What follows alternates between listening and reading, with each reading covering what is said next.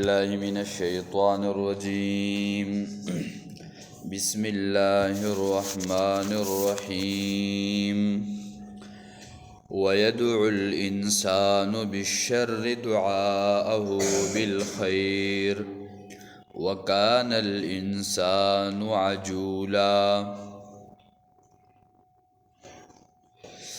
سورة بني اسرائیل شروع په هغې کې د څلورو خبرو تذکره او ذکر و چې کم خلق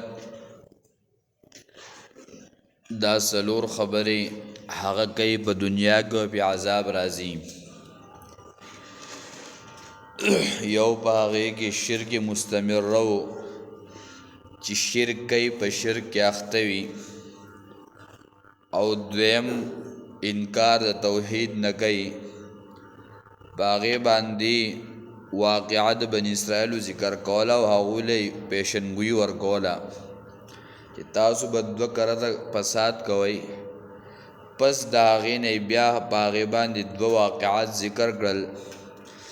او بیا یې په درېیمه واقعه د نبي علیه صلات وسلام ذکر کړه، او وروسته د هغې نه دوی ته ووي که تاسو باندې الله رحم وکړو او تاسو نیکۍ ته واپس شوئ، الله به تاسو باندې خپل رحم کوي. که تاسو ګناه ته او فساد ته واپس شوئ، الله به تاسو ته سزا درکوي. بیا د هغې نه وروسته قرآن د ترغیب او بیا د هغې درې حکمتونه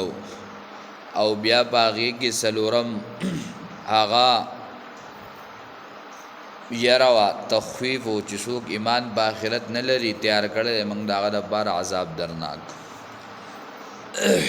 کم نن 11 نمبر آیت دی، په دې کې دا خبره پرون څه ذکر شوی چې دا انسان انجام ته انتظار نه کوي. لکه ابن جوزی رحمه الله ذکر کړی دی زاد المسیر کې د سلمان فارسی رضی الله تعالی عنه قول چې کله د آدم علیه السلام ابتدا وشو د خټې نه جوړ کړی شو او بیا په هغه کې روح اچولی کېدو، تفسیر طبري ذکر کړي دي. نو چې کله یې په سر کې روح واچولی شو، نو چې کله هغه نور بدن ته وکتل بلکې د خېټې د دې پورې روح را رسېدلی و. نو بعضې مفسرین ذکر کوي، ابن کثیر رحمه الله وی هغه وی چې بس الله دا روح زما په دې بدن کې د شپې د راتلو نه مخکې پوره کا. او یا یو عالم ذکر کړي دي چې هغه وی دی پاسېدو او بس دی خو راتاو شو. نو انسان چې دی جلباز دی، تعدي کوونکی دی. د دې وجې نه د دې مثال یو سړی اوس په دنیا کې الګه یو سوچ وکړي چې دلته یو ښه سکول مې وی، نو په هغې کې چې ګوري وروره سکول لاین او بس دی وایي چې بس په دې کې اوس خلک راغلی او 50,000 واړه وی او بس سکول سټارټ وی او پیریډونه وی او ټلی وی وجود یې شته نه، خو بس د ده سوچ داسې بس چې د سهار نه په دې ځای اداره نه راځي. یو خبره یې وکړه لکه دلته یو سکول وی، بس سبا نه وایي چې هلکه د دې آبادي وي او په دې کې دومره استادان وي او دومره پکې ماشومان وي، الن کې د هغه څیز نه څه وجود شته او نه خو دی صرف په خپل سوچ کې سره دی جلباز دی، دی تعدي کوونکی دی، تعدي ګرن دی. د دې وجې نه ابو جهل هم چې کله بدر ته تلو نو په دغه موقع باندې ویلو چې الله کم خلک په حق یې دغه خلک څه کې هغه نجات ورکړي او دا نور خلک څه کې هلاک کړي. نو چې کله وکتل لاړو بدر ته، نو هلته بیا څه شو؟ مردار شو. د دې وجې نه مثلا سړی یو کس ته هلکه مانځه ده راځه، دی وایي مړه تادي خو شیطان کړي ده. هلکه شیطان تادي کوم ځای کړي ده وښایه، بیا سره جواب دی. الن کې شیطان په منلو کې انکار کړی دی، د منلو له انکار کړی او په هغې کې تادي کړي ده. لکه پخوا دور کې یو خبره مشهوره وه، دا اکبر باچا زمانه لټ وی د اکبر باچا زمانه یو سړی چرته چاکبن له لېږلی وی 3 کاله که 300 کاله به تیر شول، هسې یو مقوله ده. وی چې واپس راغی په دروازه کې را دنده کېدو د وی درشل والله سر و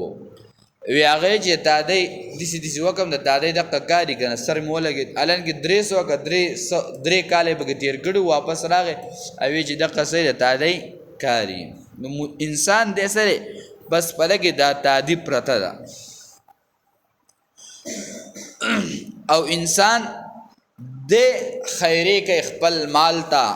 اولاد تا خپل نفس تا زګه چې د قرآن په تعلیم باندې عمل نه کوي زګه چې په دنیا کې هر انسان د ځان د پاره یو انداز مقرر کړی دی الګ زبا دومره روپۍ ګټما مثلا زبا لاک روپۍ بدی ګټم منابه بکوم چې کله هغه ولا ګټي بس خیری شروع کی ځان تم خیر شروع کی خپل اولاد تم خیر شروع کی دغه شان خپل مال تم خیری کوي نو الله دې کله کله هغه مال هر سواخلی ولی په وجه د عمل په وجه باندې چې د اخلاق لا کړه او خیری دای وکړي پرون می ذکر کړو چې شان ورشا کشمیر رحم الله ذکر کړی دي چې څنګه دعاګانې قبليږي دغه شان دي کله کله د قبلېدو وخی او د خیری وکي بس دا خیری څه شي دا قبول شي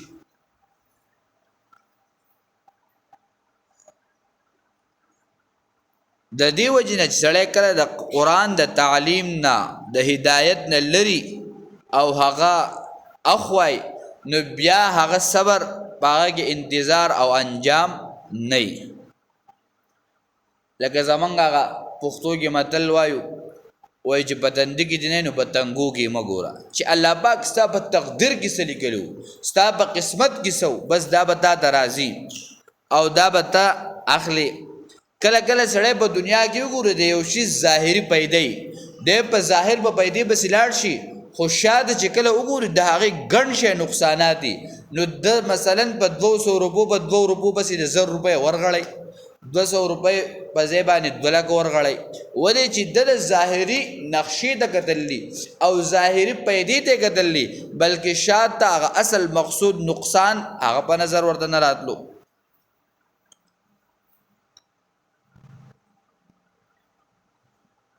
لکه مثلا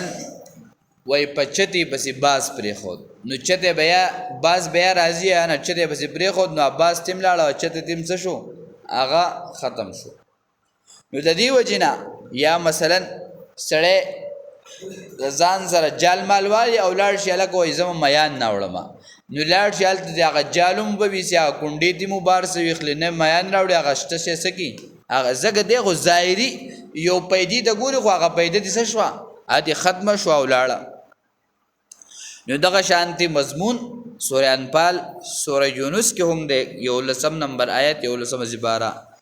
دغه شانتي مضمون په سورہ انبیاء کې ولسم زبارہ 37 نمبر آیت سورہ روم 21 زبارہ 33 نمبر آیت الف لام سجدہ 21 زبارہ 28 آیت حامیم سجدہ 25 زبارہ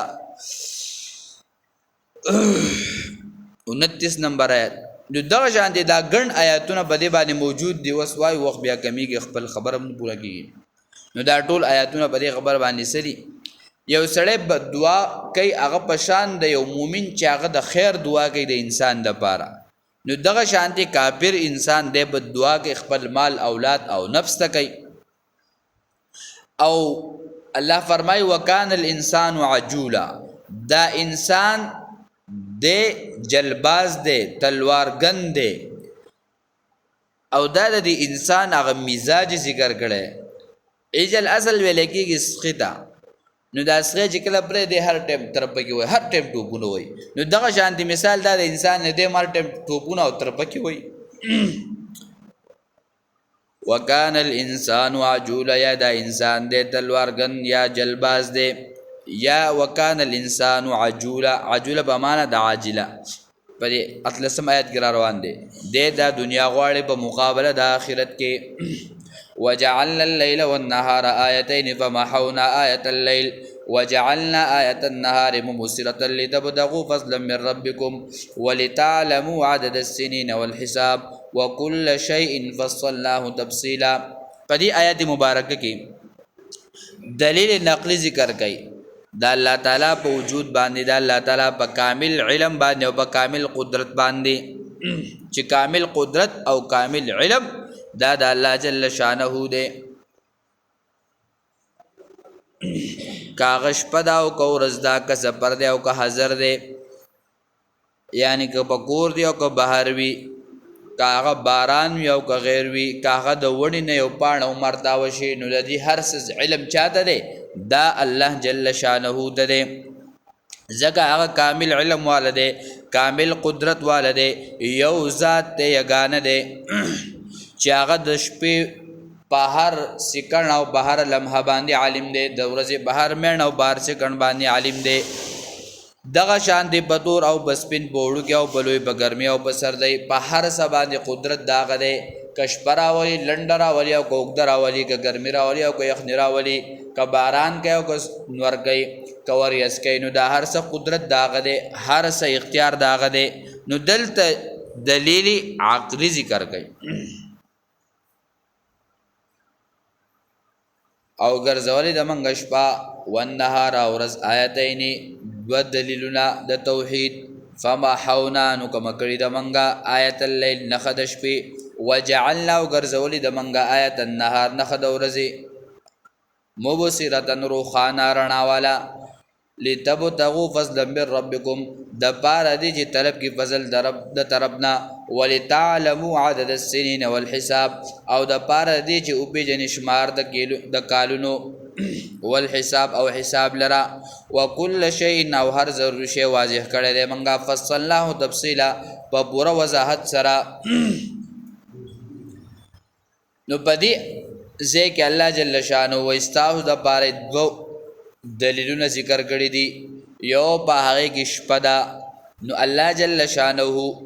دا شپه ګرځولې ده، دا نښه ده، نو دا هم د الله قدرت دی. ای باغې کې رڼا کمزوري ګرځولې ده، سپومۍ ګرځولې ده، بله نښه د قدرت د الله ورځ ده چې باغې کې نور دی، هغې رڼا ګرځولې ده. یا دا دواړه جدا جدا دي، یا دا دواړه یو ځای یو ځای. نو اول صورت د نښې چې الله جل شانه دا ورځ ګرځولې ده، نو دا شپې ګرځولې ده. نو په محونا کې درې معنی دي، یا دا منګ میټاو کړی ده، یا منګ تیاره کړی ده، یا دا منګ ختمه کړی ده.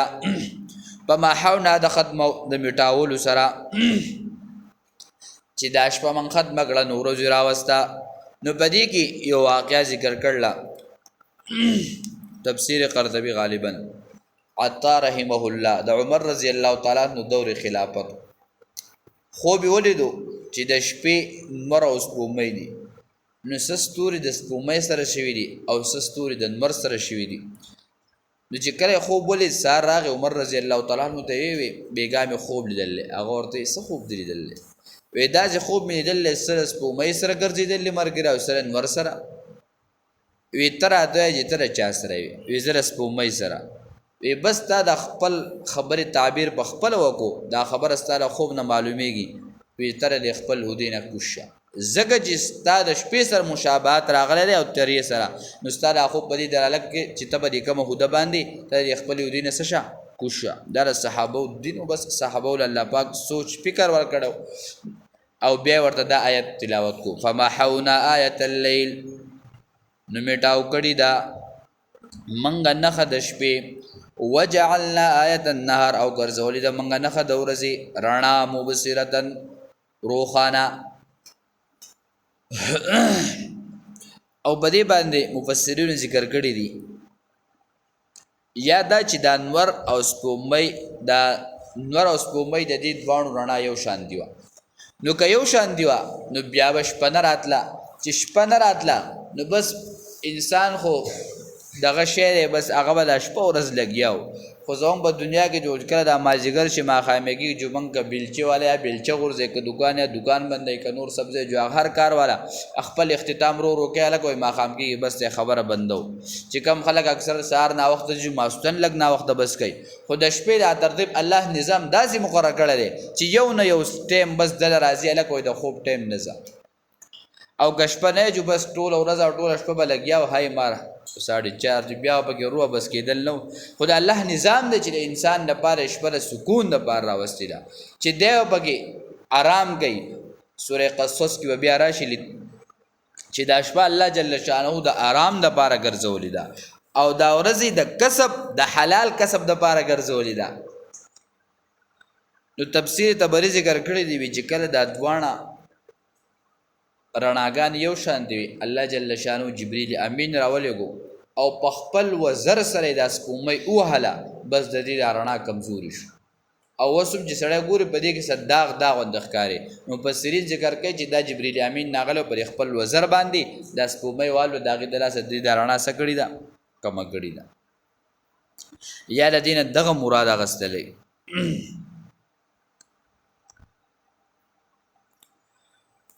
فمحونا آیت الليل وجعلنا آیت النهار مبصرا نو کما کړی د منګ نخ د شپې او ګرځولې د منګ نخ د ورځې مبصرتن روخانه رڼا والا لتبتغوا فضلا من ربكم د پاره دی چې طلب کوي فضل د رب د طرف نه چې د الله پاک د فضل بګي طلب کوي نو کو مراد تشپو غستل شي نو پښپ کې مراد سره د الله عبادت ته الله ته ودریدل الله ته پریاد او جړه کولی او کورست او دورز سره ولګي نو مراد نه دالي سړی په ګلاړ شي د حلال روزي کسب وکي حلال روزي وګټي او حلال روزي اخري او هغه وګټي راوړي خپل بچوله یاتی نه دغه مراد ده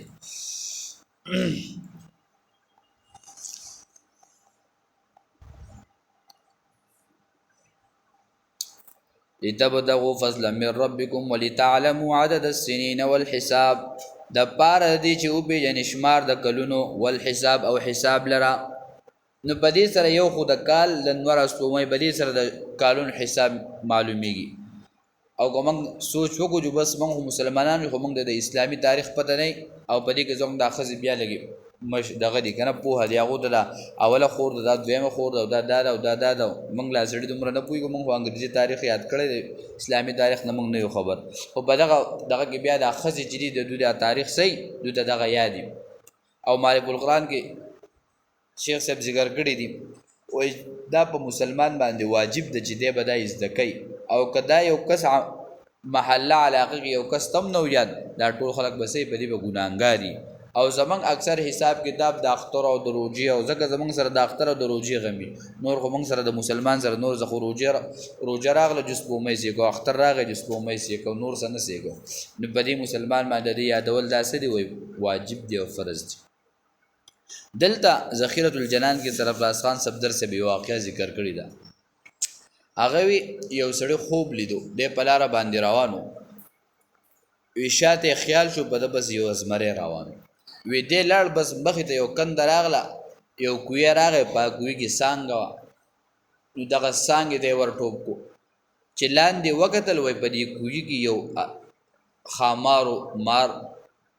او بیا چې لاندې وکتل نو یو دوه منګکان یو سپین دی او یو تور دی چې وس